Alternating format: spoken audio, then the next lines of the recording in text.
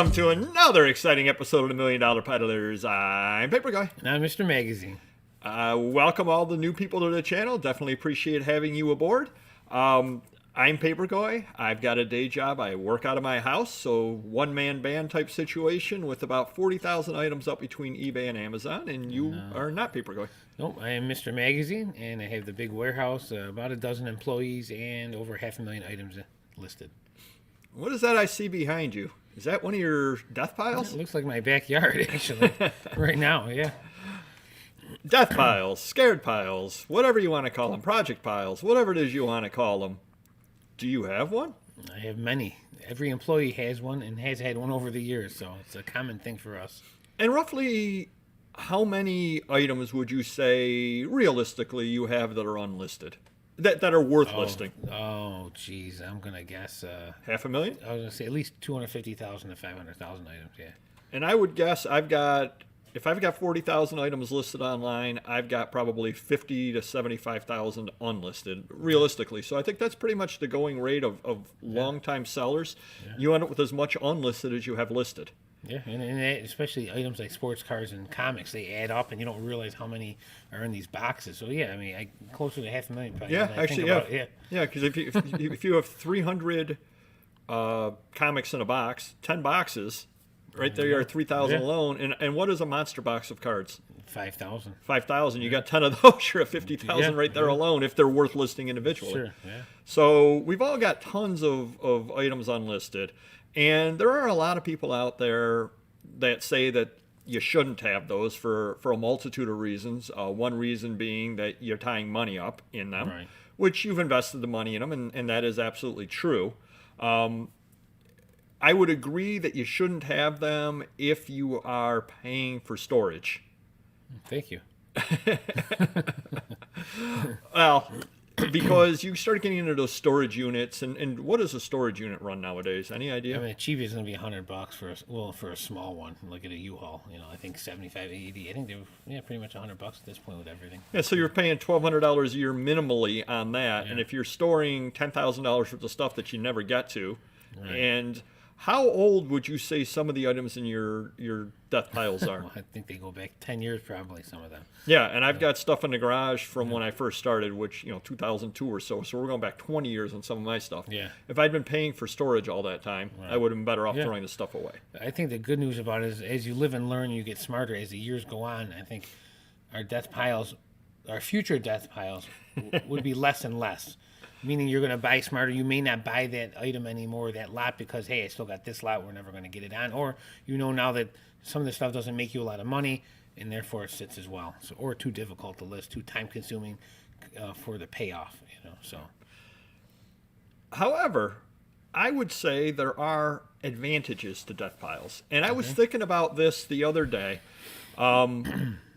Near the end of 2021, I decided I was going to try an experiment for the channel. I was going to try to buy things on eBay for resale and see if I could do a video series about it, et cetera, et cetera. Yeah. You've seen no videos about that. Okay. Which tells you what the experiment showed. But that got me thinking, if you don't have backup things to list, sometimes you end up making purchases that you absolutely should not purchase out of desperation.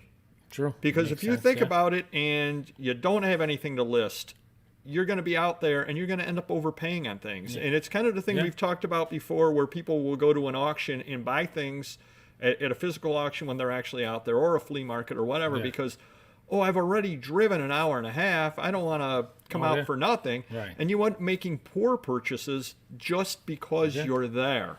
Well, that's like me doing a house call. I'm more likely to pay more money for the collection at their house because I'm already there putting the time in. Then if they come here to see me, then they're at a disadvantage. But that's a good point. Yeah, good point on that. Yeah. Because what I was seeing was when I was going through the various items up for sale on eBay, and I'm looking at it going, okay, that's not a real good deal, but I could make money. Right. Geez, I could pay $20 for 5 magazines. They're paying $4 a magazine plus shipping, whatever. So $5 a magazine into them. Yeah. I could sell them at 12 to 15 each. You take your fees out, you take that out. Ooh, I can make $2 a magazine, $1.50 a magazine. I'm not going to waste my time doing that. Why would I put that money out when I've got all these other things to do? You got your However, garage, you got the house. Yeah, exactly. However, if I didn't have the garage, the house, and I'm looking around going, I've only got 20 items left to list. Right. What am I going to do? You know, you start getting desperate at that point. You know, Yeah. you run out to the thrift store because I got to find stuff today because otherwise I'm not going to list stuff next week. Sure. I'm not going to have anything to list. Yeah. And you end up buying things, again, there's nothing wrong with taking chances, but at that point you're taking chances out of desperation, not out of a position of strength. Sure.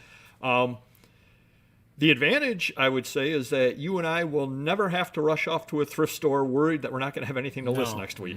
Unlike, well, I tell you the truth, I would like to have us in that position Monday. That would be great. Yeah. Have everything listed and That'd be be super. rushing around Yeah. looking for something other to list. Yeah. Unlikely to happen. And I do my walk-arounds every week or so, and just to look at what's going on. I'm thinking I'm walking by the 45 room, like I could have a full-time 45 lister for a year, or a 78 RPM or 33, and we don't even list any records really anymore, and they're just sitting there, So definitely got to find some employees to get this issue resolved. Well, and that's kind of the deal that I'm running into too. To anybody that saw our live shows every Wednesday, 7:30 p.m. Eastern, we had one where we were talking about our goals for 2022, and one of my goals was to get. I've got piles of the same type thing together. I've got 25 Harper's magazines from 1900. I've got. You would think I would remember because I trip over these boxes every day. I've got, 50 playbills from Syracuse from the early 1920s and so on. I want to take on days off, get rid of one pile. I've got, 700 opera programs, et cetera, in order to get that stuff on. I could sit there and I could specialize just in that stuff. That's the crazy thing about it. And I'm never going to get ahead of the game on that stuff. And for me, my problem is we discussed the goals that I want to take my average ticket to the next level. It's been increasing year after year. But by doing that, if say my average ticket, I don't know, $30, $25, whatever it is, and I want it to be 35 or 40, well, then I can't be listing those records at all. Maybe there's some rare 78s in there and I only have 578s or 1,000 or 2,000. So maybe in 1 month, one employee can knock those out, but they're not knocking out my records. They're not knocking out the 45s, and they don't make enough money for me. So I really, if I want to take my business to the next level, sell higher price items, I can't be listing that stuff. I can't hire someone to list that stuff when I have 20, 30, 40, $50 items to list, regardless of what it is.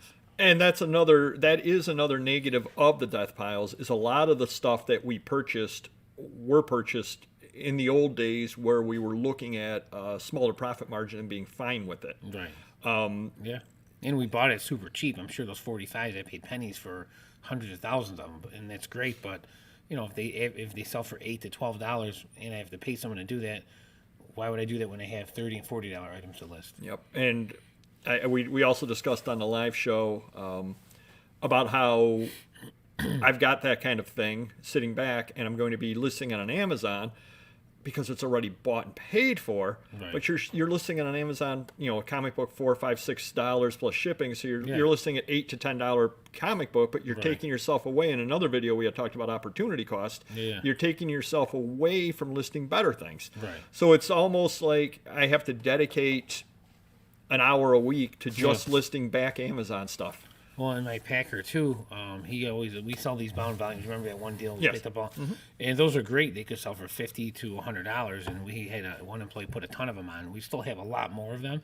And he says, hey, you got to get them on. But then when you crunch the numbers, say the average they sell for $60. Let's just say you only can list 5 to 10 an hour. They're very complicated. You got to take a lot of pictures, put a lot of time into it. So if one employee I'm paying to list 10 an hour and they're going for 60, they all have to sell to make $600 per hour, or I can just give them $30 magazines that are easier and so faster, take up less room. It's a dilemma. Yeah. Yep. So I guess I came into this saying death piles are good. I told you why death piles are bad. I guess the overall lesson is death piles are just a fact. Well, you want them to be, I guess. For you, some could be good. I don't think any of them are good for me because if they were valuable, they wouldn't be death piles anymore. So, if I had 100 items sitting right here in a death pile, and they're all $100 items, they would be gone.